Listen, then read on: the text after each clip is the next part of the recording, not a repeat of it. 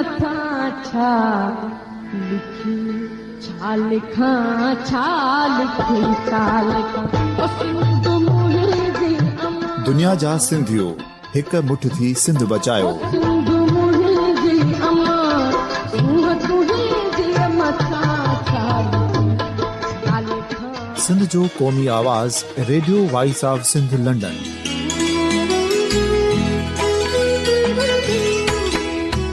Radio voice of Sindh London पंहिंजी नशरियात में सिंध जी सियासत, समाज, इक़्तिसादियात, तारीख़, क़ौमी उमंगुनि ऐं अख़लाक़ियात मुतलिक़ सिंध जी हक़ीक़ी तर्जुमानी कंदे प्रोग्रामनि खे असराइतो बणाइण लाइ सिंध जे घण घुरनि ऐं धरतीअ सां प्यार कंदड़ अदीबनि, दानिशवरनि, सहाफ़ियुनि, उस्तादनि, वकीलनि ऐं हर तबिके जे मानवारनि सजणनि खे सिंध में शऊरी इनकलाब लाइ सहकार जो सॾु ॾियूं था। अचो त गॾिजी सूफ़ियुनि ऐं संतनि वारी सिंध जो ओज हिक मुठ थी वरी वापसि आणण वारे सफ़र जा साथारी बणिजऊं।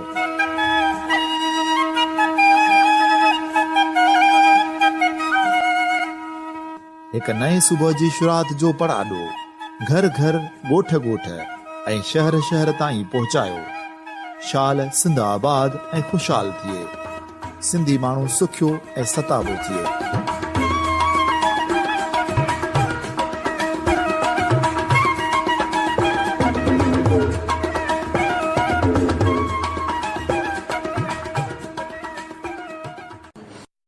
Radio voice of Sindh London तां प्रोग्राम ख़बरुनि जी दुनिया में अहम ख़बरूं, नामवर कालम निगारनि ऐं अहम लेखकनि जा मज़मून ऐं मुख़्तलिफ़ अख़बारुनि जा एडिटोरियल ऐं ॿियो घणो कुझु रोज़ानो radio voice of Sindh London तां नशर कयो वेंदो आहे। ॿुधण न विसारींदा। Radio voice of Sindh London तां प्रोग्राम ख़बरुनि जी दुनिया में सिंध जे मुख़्तलिफ़ ज़िलनि मां अहम ख़बरूं साण करे हाज़िर ख़िदमत आहे फाज़िल चन्ना।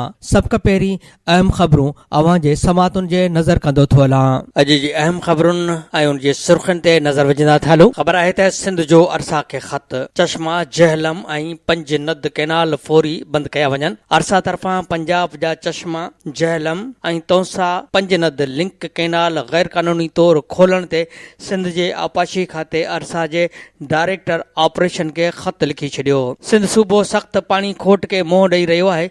कैनाल खे 50% घटि पाणी मिले पियो। असां पाणी एहतियात सां इस्तेमाल करियूं पिया। आपाशी खाते मुतालबो कयो त चश्मा, जहलम ऐं तौसा पंज नंद लिंक कैनाल खे खोलण सां तरबेला डैम में ज़ख़ीरो ख़तम थी वेंदो। सिंध में पाणी खोट वधी वेंदी। ॿई कैनाल बंदि करे हिसे जो पाणी ॾिनो वञे।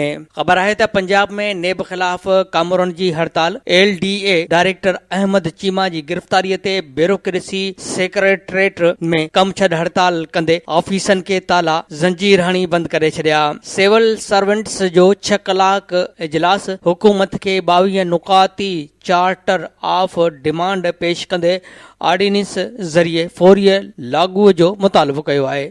सिविल सर्वेंट्स ख़िलाफ़ शिकायतनि जी जांच लाइ ट्रिब्यूनल जोड़े सिविल सर्वेंट्स खे मेंबर बणायो। चीफ सेक्रेटरी जांच लाइ केस ट्रिब्यूनल उमाणे। नेब कार्रवाई करे पर कानूनी घुर्जूं बि पूरियूं करे। पंजाब तर्जुमान चयो आहे त नेब चीफ सेक्रेटरी खे ख़त लिखिया। अॻूणे वज़ीर आज़म नवाज़ शरीफ़ चयो आहे त लॻे थो त मूंखे इलेक्शन बि विढ़ण न ॾींदा। हाणे टियों फ़ैसिलो बि अची रहियो आहे जंहिंमें हू मूंखे इलेक्शन विढ़ण खां बि नाअहल कंदा। कारण अखरनि वारा काफ़ी फ़ैसिला आहिनि। अहिड़ो बि को फ़ैसिलो आहे जेको सुनहरी अखरनि सां लिखियो वञे। ऐं चयो आहे त सदारत तां कढण प्री पोल धांधली आहे। नून लीग खे सेनेट चूंडुनि खां महरूम कयो पियो वञे। नेब जा शाहिद चवनि पिया त किलेबरी फोंट 2005 में हो। असांजे मौक़िफ़ जी ताईद थी रही आहे। ख़बर आहे त नादरा खे सुञाणप कार्ड में मज़हब बदिलाइण खां रोकण जो हुकुम। इस्लामाबाद हाई कोर्ट में ख़ात्मे नबूवत कानून में तरमीम बाबति सुनवाई थी। हाफ़िज़ इरफान दलील मुकमल कया। तरमीमों गैर आइनी आहिनि। कानून साज़ी ज़रिए बुनियादी ढांचो तब्दील नथो करे सघिजे। शिकारपुर मां वसां वटि ख़बर आहे त शिकारपुर शहर जे न्यू फौजदारी थाणे जे हद काठ मॾीअ वारे इलाइक़े में हिकु ॾुखोईंदड़ वाक़ियो पेश आयो आहे, जंहिंमें घरू अणबणत तां 41 वरह जे पोरियत शाहिद हुसैन सूमरे पंहिंजी ज़ाल 40 वरनि जी फरज़ाना सूमरो खे घोटा ॾेई क़तल करण बैदि पाण बि छित वारे पखे में रसो ॿधी ख़ुदकुशी करे छॾी। उन सिलसिले में ख़ुदकुशी कंदड़ शाहिद सूमरे जे भाउ मोहम्मद हयात सूमरे कमरे अंदरि भाउ ऐं भाॼाईअ जा लाश ॾिसी पुलिस खे इतला कयो, जंहिंखां पोइ हद जी पुलिस वाक़े वारे हंधि पहुची ज़ाल ऐं मुड़ुस जा लाश तहवील में वठी RBUT सिविल इस्पताल पहुचायो, जितां पोस्टमार्टम करण खां पोइ ॿिन्ही ॼणनि जा लाश वारसनि हवाले कया विया। लाड़काने में असां वटि ख़बर आहे त लाड़काने में क़ौमी अवामी तहरीक पारां अयाज़ लतीफ़ पलीजो जी अॻवानीअ में करप्शन बदअमनी कमनि जे आबाद घरनि खे सही अघु न मिलण ऐं तरक़ियाती कम न थियण, नौकरियुनि जे विकिरे समेत ॿियनि सिंध दुश्मन मनसूबनि ख़िलाफ़ मोहबत सिंध रैली कढी वई, जेका स्टेशन रोड, रॉयल पाकिस्तान चौक, बंदर रोड ऐं GPO रोड समेत ॿियनि रोडनि खां थींदी लेबर हाल पहुती। रैली में सवे नौजवान मर्दनि ऐं औरतुनि शिरकत कई। रैली बैदि निज़ामानी हाल में क़ौमी अवामी तहरीक लाड़काने जे अॻवान एडवोकेट ज़फ़र लाड़ जी पहिरीं वरसीअ जो जलसो मुनक़िद कयो वियो। शिकारपुर मां असां वटि ख़बर आहे त शिकारपुर शहर जे न्यू फौजदारी थाणे जे हद सदर मुहल्ले वारे इलाइक़े में ॿ ॾींहं अॻु गंद जे ढेर ते थियल धमाके बैदि पुलिस सरगर्म थी वई। SSP इमरान तुफ़ैल जी अॻवानीअ में ज़िले जे मुख़्तलिफ़ इलाइक़नि ऐं शहरनि खानपुर, लखी, ग़ुलाम शाह, ॻड़ी यासीन ऐं ॿियनि हंधनि ते छापा हणी गाॾियुनि जी तलाशी वरिती। केतिरनि ई माण्हुनि खे शक जी बुनियाद ते गिरफ़्तार कयो वियो। रोड़ीअ मां बि असां वटि ख़बर आहे त रोड़ी प्रेस क्लब में अदालती लेटर खणी पहुतल सदर ऐं ॿियनि सहाफ़ियुनि ते अॻूणे सदर ऐं संदसि हिमायतियुनि हमिलो करे ॾिनो। हमले में रोड़ी प्रेस क्लब जो सदर ज़ख़्मी थी पियो। पुलिस मुतासिर सहाफ़ियुनि ख़िलाफ़ भत्ते ऐं फुर लुट जो केस दाख़िल करे छॾियो। SU जे पारां अॼु बिलावल भुट्टो आॾो धरणे जो ऐलान कयो वियो आहे। मिठीअ मां बि असां वटि ख़बर आहे त थरपारकर में मासूम ॿारड़नि तां मौत टारो न कयो, वधीक 2 मासूम ॿारड़ा फौत थी विया। मिठी सिविल इस्पताल में खुराक ऐं सिहत सहूलतुनि जी खोट सबबि वधीक 2 ॿारड़ा 3 सालनि जी माजिदा पोरियत गुलाब जी 8 ॾींहनि जी मासूम ॿारड़ी फौत थी विया। हलंदड़ महीने फौती ॿारड़नि जो अंग वधी 36 थी वियो। थर जे समूरनि इस्पतालुनि ऐं डिस्पेंसरियुनि में सिहत जूं सहूलतूं अनलब हुजण बावजूदि सिहत खाते को नोटिस न आहे वरितो। 4 सालनि खां हलंदड़ मासूम ॿारनि जे फौत थियण वारो सिलसिलो अञा ताईं रुकिजी न आहे सघियो। सिंध हुकूमत ग़िज़ाई खोट ख़तमु करण लाइ शुरू कयल प्रोग्राम बि बंदि करे छॾियो ऐं कयल ऐलाननि ते बि अमल न आहे थी सघियो। करमपुर मां बि असां वटि ख़बर आहे त करमपुर भरिसां जवाबदार महिमान थी आयल खे पंहिंजी ज़ाल सां कारह इल्ज़ाम हणी क़तल करे छॾियो। वाक़े बैदि जवाबदार आसानीअ सां फ़रार थी वियो। करमपुर वेझो कचे वारे इलाइक़े कोट शाहू थाणे जे हद में ॻोठ कैसर बडाणीअ में जवाबदार अफ़ज़ल बडाणी जतोई पंहिंजे घरवारी हयाता ऐं महिमान थी आयल गुलसन कमालाणी जतोईअ खे कारां इल्ज़ाम हणी क़तल करे छॾियो, जॾहिं त जवाबदार ॿिन्हीअ खे क़तल करण बैदि मौक़े तां आसानीअ सां फ़रार थियण में कामयाब थी वियो। वाक़े जो इतला मिलण बावजूदि खानपुर तलके जे 4 थाणनि कोट शाहू, रुस्तम, फैज़ू, नापरकोट पुलिस हद तकरार ॼाणाईंदे वाक़े वारी जाइ ते न पहुती, जंहिं सबबि मक़तूलनि जा लाश केतिरा ई कलाक पियल रहिया। हुन ॾिस में मक़तूल गुलसन जतोईअ जे वारसनि उमेद अली ऐं दोदो ख़ान जतोई दाहींदे चयो त जवाबदार अफ़ज़ल बडाणी असांजे ॻोठाणे गुलसन खे अगवा करे विया हो, जंहिंजो असां पुलिस खे बि इतला ॾिनो हो, पर पुलिस असांजी न ॿुधी ऐं असांजे नौजवान मथां कारां जो कूड़ो इल्ज़ाम लॻायो वियो आहे। हिननि चयो त पुलिस लाश खणण लाइ न पहुती हुई, जंहिं बैदि असां मजबूर थी अॻूणे MNA डॉक्टर मोहम्मद इब्राहिम जतोई खां मदद वरिती। और मालूम थियो आहे त मारिजी वियल गुलसन शादीशुदा हो, केस 2 नियाणियुनि ऐं 2 पुटनि जो पीउ हो। पीरगोठ जी बि ख़बर आहे त वॾा माछियूं में अल अहद पब्लिक स्कूल जे क्लास जी छित किरी पई, 1 निंगरी समेत 4 शागिर्द दॿिजी विया। मक़ामी माण्हुनि पहुची ज़ख़्मी शागिर्दनि खे ॻणती जोगी हालत में अस्पताल पहुचायो। वॾा माछियुनि जे निजी पब्लिक स्कूल जे नर्सरी क्लास जी छित ओचितो किरी पई, जंहिं सबबि शागिर्द ज़ैन पुट अहमद सोलंकी, मसीम रज़ा पुट ग़ुलाम मुस्तफ़ा, लोडर नदीम पुट सैयद सोनल शाह ऐं उरूस धीअ रियाज़ लोडरो छत हेठां दॿिजी विया। शागिर्दनि जे रड़ियुनि ते स्कूल भरिसां क़ाइमु थियल मदरसनि जे ख़ुताबिन ऐं होटल ते वेठल माण्हुनि स्कूल जी भित टिपी दॿिजी वियल ॿारनि खे कढी फौरीअ तौरु रतोरत हालत में मक़ामी अस्पताल पहुचायो, जिते फर्स्ट एड ॾियण बैदि ज़ख़्मी थियल शागिर्दनि खे ख़ैरपुर अस्पताल मुंतक़िल कयो वियो। ज़ख़्मी थियल शागिर्दनि ॿुधायो त स्कूल में रिसेस थियल हुई, शागिर्द क्लास खां ॿाहिरि निकितल हुआ ऐं असीं क्लास में वेठा हुआसीं त ओचितो छित किरी पई, जंहिं सबबि असीं दॿिजी वियासीं। ॿिए तरफ़ वॾा माचियूं जे रहवासियुनि ग़ुलाम मुस्तफ़ा, इमदाद अली, ज़ुबैर अहमद ऐं ॿियनि मीडिया सां ॻाल्हाईंदे चयो त अलहद पब्लिक स्कूल जे क्लासनि जा कमरा 15 साल पुराणा ऐं कचा ठहियल आहिनि। शागिर्दनि खां फीस बि ॻरी उगाड़ी पई वञे ऐं बिजली पाणीअ जो को जोॻो बंदोबस्तु स्कूल में थियल न आहे। हैदराबाद मां असां वटि ख़बर आहे त सिंधी अदबी संगत जे जॉइंट सेक्रेटरी ज़ाहिद राजफर खज़ानची उर्स ओठो, औरत जॉइंट सेक्रेटरी नसरीन अल्ताफ़ ऐं ऑडिटर ॼाम मोहब्बत सहतो हैदराबाद प्रेस क्लब में प्रेस कॉन्फ्रेंस कंदे सिंधी अदबी संगत जे मरकज़ी सेक्रेटरी जनरल अहमद सोलंकीअ खे सिंधी अदबी संगत में डफेर पखेड़ण ऐं गैर आइनी फ़ैसिला करण ऐं आर्टिकल 62 ऐं 63 तहत सादिक ऐं अमीन न रहण ते सेक्रेटरी जे उहिदे तां मुअतल करण जी दावा कंदे जॉइंट सेक्रेटरी ज़ाहिद राजपर खे सेक्रेटरी जा वाधो इख़्तियार ॾींदे फौरीअ तौरु सिंध काउंसिल इजलास सॾाइण जो ऐलान कयो आहे। हिननि चयो त सिंधी अदबी संगत जे सेक्रेटरी जनरल अहमद सोलंकी 18 फरवरीअ ते कारोबारी कमेटीअ जे थियल इजलास दौरान कारकर्दगी रिपोर्ट पेश करण बजाए रुगो सॼी सिंध में कयल तज़ियतनि बाबति ॿुधायो ऐं वावेला कई त सिंधी अदबी संगत जे अॻूणे सेक्रेटरी डॉक्टर मुश्ताक फुल मूंखे सेक्रेटरीअ जा इख़्तियार हवाले न आहिनि कया। हैदराबाद मां ॿी बि असां वटि ख़बर आहे त सिंधी अदबी संगत जे मरकज़ी सेक्रेटरी अहमद सोलंकी चयो आहे त आऊं सिंधी अदबी संगत काउंसिल जे इलेक्टोरल कॉलेज जो चूंडियल सेक्रेटरी जनरल आहियां। मूंखे हटाइण जो इख़्तियार सिर्फ़ु सिंध काउंसिल खे आहे। शख़्सी ऐं गैर आइनी गॾिजाणियुनि ज़रिए मूंखे हटाए नथो सघिजे। हिन चयो त आइन जे सिफ़े 12 ऐं 13 ऐं 14 मूजिबि मरकज़ी जॉइंट सेक्रेटरी ऐं ॿिया उहिदेदार सेक्रेटरी जनरल जा मातहत ऐं मददगार आहिनि, जिन खे सेक्रेटरी जनरल जे हिदायतुनि ते कमु करणो आहे। हिन चयो त सिंध संगत जे मरकज़ी कारोबारी कमेटी ऐं सिंध काउंसिल जे गैर मौजूदगीअ में सेक्रेटरी जनरल खे समूरा इख़्तियार आहिनि, जिन जी रोशनीअ में आऊं मरकज़ी कारोबारी कमेटी ऐं सिंध काउंसिल खे ज़ाहिद राजपर ऐं ॿियनि उहिदेदारनि खे मुअतल करण या हटाइण जी सिफारिश करियां थो।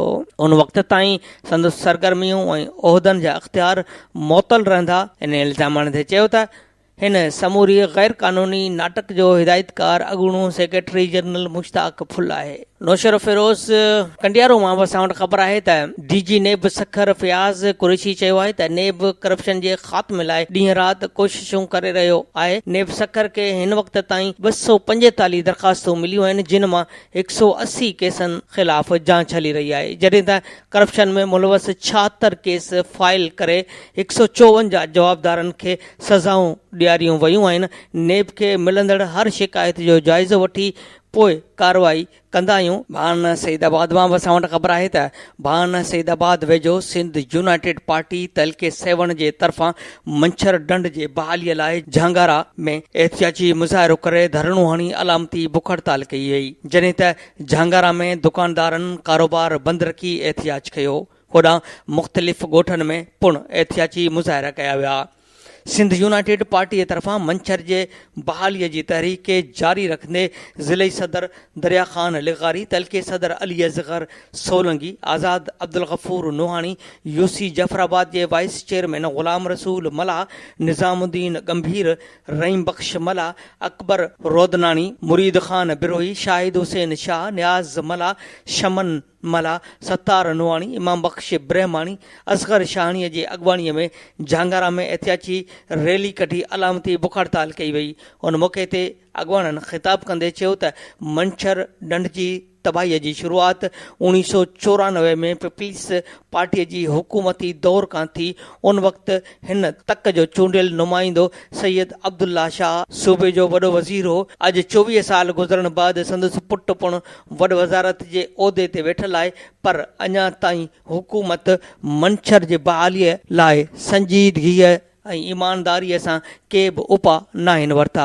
RBOD मनसूबे जे नाले ते फ़क़ति करप्शन कई वई आहे। हिननि वधीक चयो त मंछर जो पाणी ज़हरीलो थियण करे हिकु तरफ़ हज़ारे एकड़ ज़मीन गैराबाद ऐं बंजर बणियल आहे त ॿिए तरफ़ हज़ारे माण्हू ज़हरीलो पाणी वापराइण सबबि मुख़्तलिफ़ बीमारियुनि में वरितल आहिनि ऐं मंछर ऐं उन जे भरपासे जा रहवासी बुख ऐं बदहालीअ जो शिकार आहिनि। हिननि सुप्रीम कोर्ट खे अपील कई त हंगामी बुनियादनि ते मंछर जी बहालीअ लाइ क़दम खणी हज़ारे इंसानी जानियुनि खे जियापे जो ज़रियो बहाल कयो वञे। होॾां साॻी वक़्तु झांगारा में दुकानदारनि कारोबार बंदि करे शटर बंदि हड़ताल पुण कई। ॿिए पासे ॻोठ फज़ल चंडाणीअ में टहणी ॻोठ बारोचो शेख दबण दमण ऐं ॿियनि ॻोठनि जे सभई औरतुनि ॿारनि ॿुढड़नि एहतियात कंदे चयो त मंछर खे तबाह करे असांजी ज़िंदगियुनि खे उजाड़ियो वियो आहे। मंछर जे पाणीअ खे ज़हरीलो बणाए असांजो मुआशी क़तल आम कयो पियो वञे। असांखे ज़िंदगीअ जे अहम ऐं बुनियादी घुर्ज पाणी बि मुयसरु न आहे।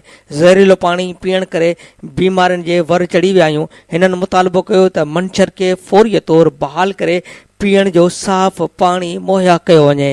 क़ौमी अवामी तहरीक जे कारकुननि पसंदि जी शादीअ कंदड़ जोड़े खे जरगो कोठाए कारोकारी करार ॾेई क़तल करण लाइ 10 लख रुपया इनाम रखण ख़िलाफ़ ओल्ड कैंप्स खां हैदराबाद प्रेस क्लब ताईं एहतियाजी रैली कढी वई।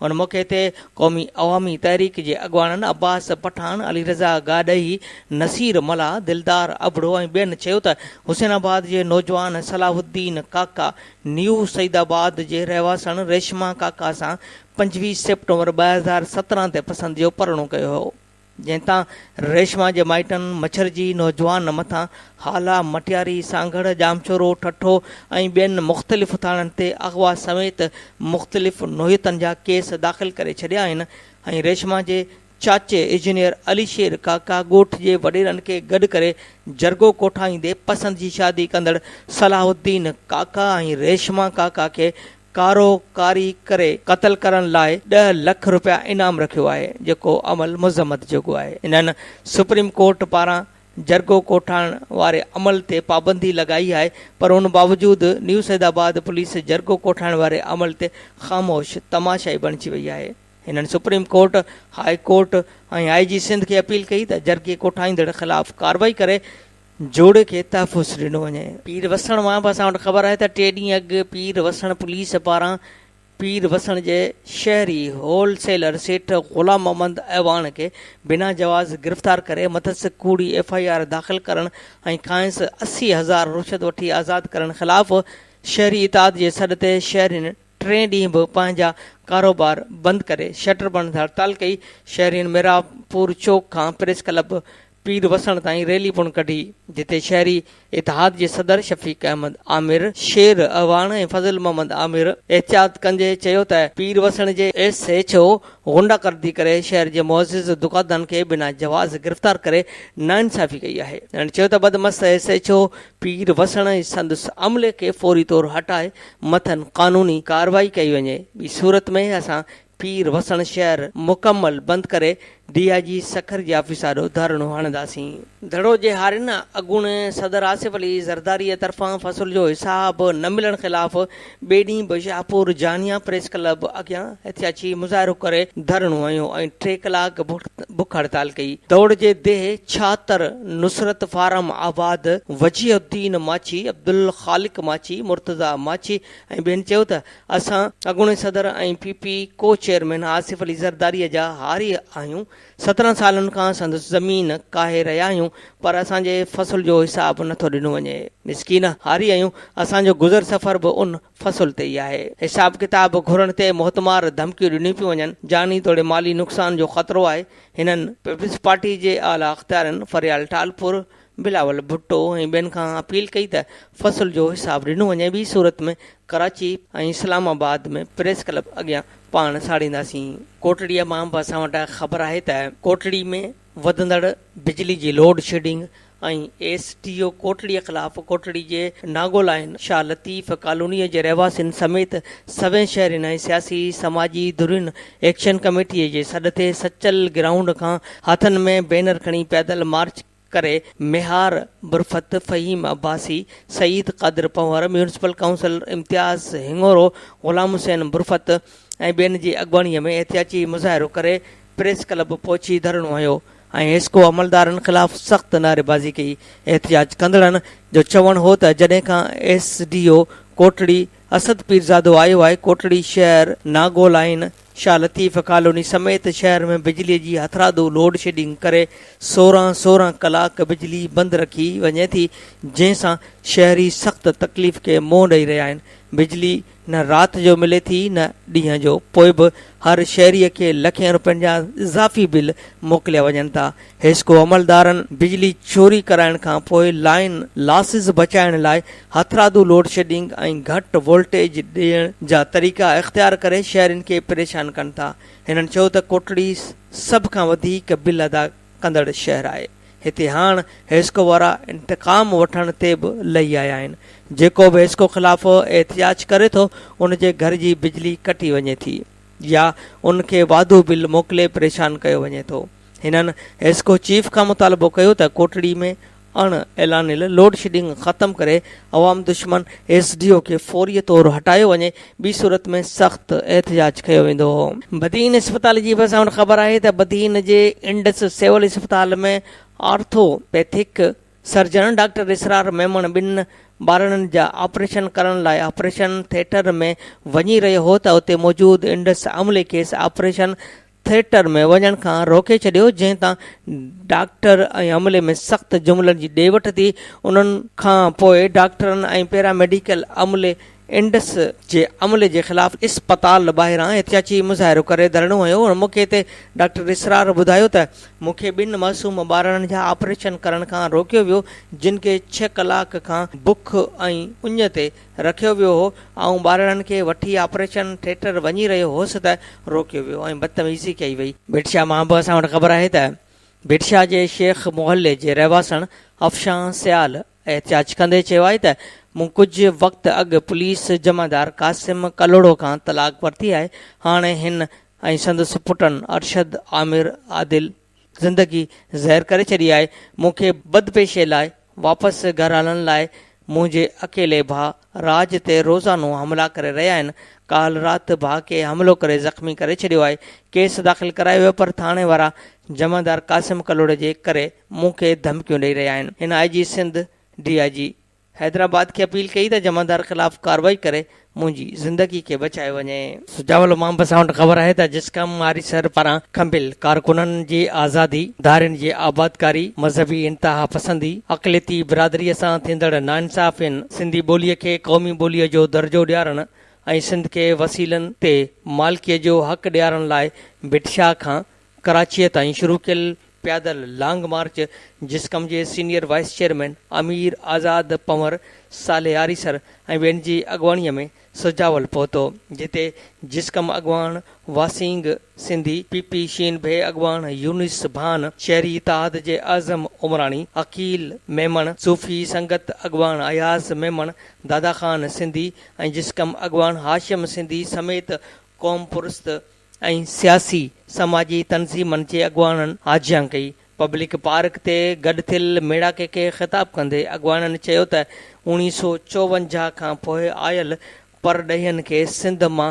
फौरी तौरु नेकाली ॾिनी वञे, सिंध मां दहशतगर्दी ऐं इंतिहा पसंदीअ जो ख़ात्मो आंदो वञे, सिंध जे क़ौमी कारकुननि सां गॾु आम शहरनि खे बिना जवाज़ खंबे गुम करण ऐं तशदुद करण, क़तल करण जा वाक़िया फौरी तौरु बंदि कया वञनि, सिंध जे अक़लियती बिरादरीअ सां थींदड़ ना इंसाफ़ियनि जो इज़ालो कयो वञे। 1991 जे पाणीअ जे ठाह खे रद्द करे सिंध जे पाणीअ जो हक़ 1945 वारे थियल ठाह खे तस्लीम करे उन ते अमल कयो वञे। सिंध जे पैदावारी वसीलनि जी वफ़ाक़ जे नाले में कयल फुरलुट खे रोके सिंध खे पंहिंजो जाइज़ हक़ ॾिनो वञे। सिंध जे लखें बेरोज़गार नौजवाननि खे रोज़गार जा मौक़ा फ़राहम कया वञनि। सिंधी ॿोलीअ खे क़ौमी ॿोलीअ जो दर्जो ॾेई सिंध जे वजूद खे ख़तमु करण जो नापाक साज़िशूं बंदि कयूं वञनि। हिननि चयो त सिंध सां नाइंसाफ़ियुनि ख़िलाफ़ क़ौमी कारकुन 4 मार्च ते कराची पहुची पंहिंजो पुरअमन एहतिजाज रिकॉर्ड कराईंदा। मेहड़ मां बि असां वटि ख़बर आहे त ककोल वाह जे आबादगारनि जी ॿीहर एहतिजाजी तहरीक खे 1 साल मुकमल थी वियो।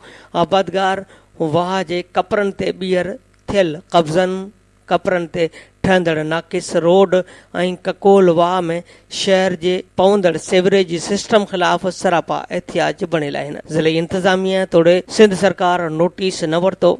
शॉपिंग सेंटर घर बि मसमार कया विया। समीन radio voice of Sindh London तां प्रोग्राम ख़बरुनि जी दुनिया में अहम ख़बरूं अवां जे समातुनि जे नज़र सां करे रहिया आहियूं। रोड़ीअ कैनाल जी बि असां वटि ख़बर आहे त रोड़ीअ कैनाल नौशर फिरोज़ रेगुलेटर वटि क़ीमती सरकारी वण वढराइण जो सिलसिलो जारी आहे।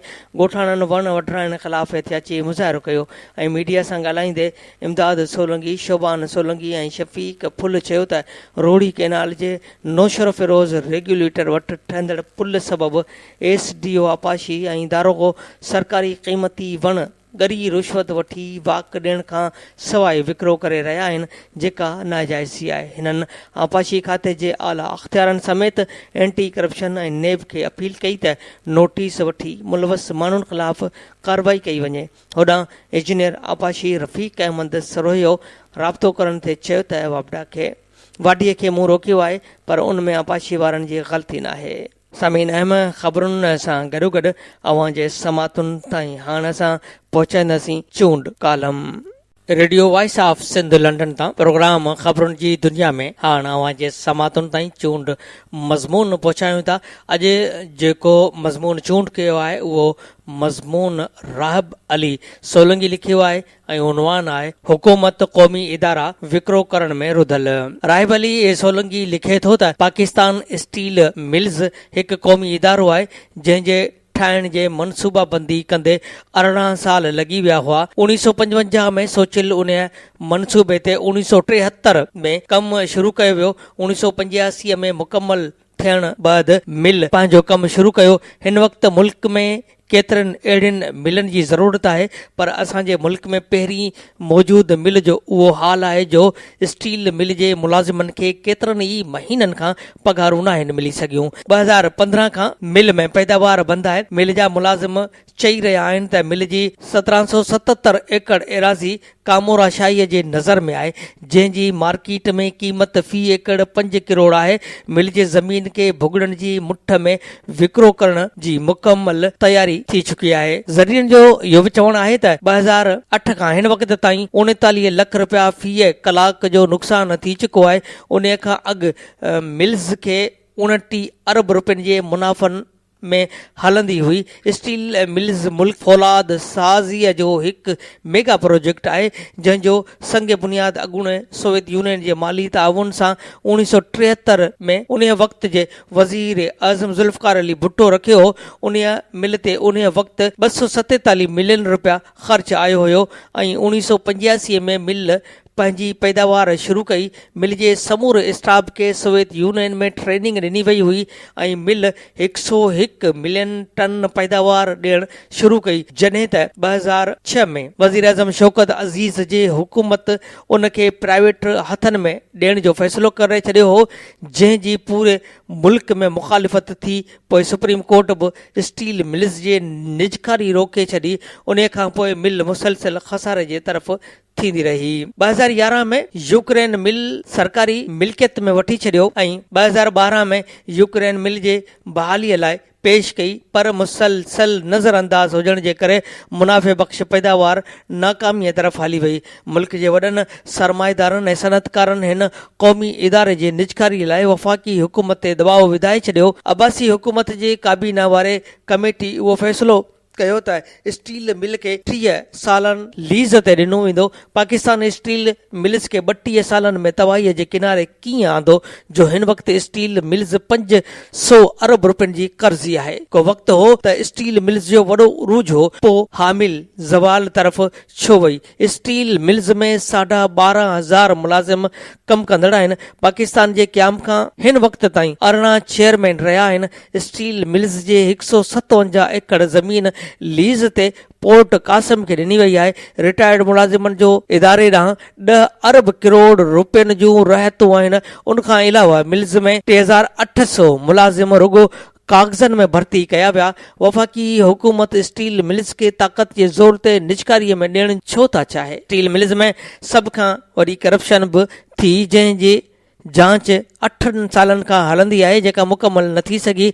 स्टील मिल्स में पंहिंजा नवाज़ियो मनपसंद कामोराशाही मुक़ररु कया विया।